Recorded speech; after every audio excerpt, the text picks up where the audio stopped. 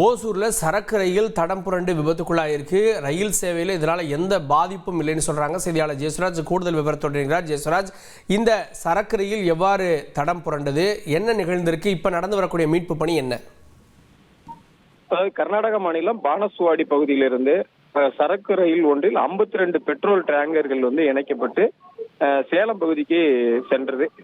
ஒசூர் பகுதியில சென்ற போது மெயின் லைன்ல இந்த சரக்கு ட்ரெயின் போன அதுல இருந்து லூப் லைனுக்கு மாறும்போது அந்த 52 பெட்டியில 18வது பெட்டியில இருக்கக்கூடிய 4 சக்கரங்கள் தண்டவாளத்துல இருந்து கீழே இறங்கி தடம் புரண்டிருக்கு.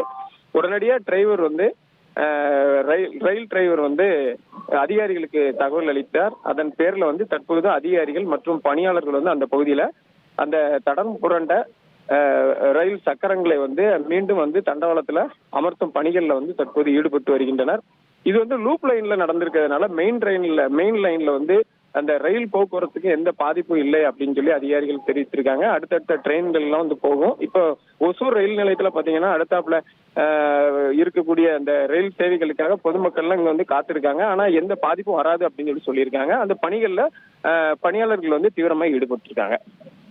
கூடுதல் விவரங்களுக்கு நன்றி ஜெயசுராஜ். ஓசூர்ல சரக்கு ரயில் தடம் புரண்டிருக்கு, ஆனா அதனால எந்த மற்ற ரயில்களுக்கு பாதிப்பு இல்லை அப்படின்ற விவரங்களை சொல்லியிருக்கீங்க. விவரங்களுக்கு நன்றி.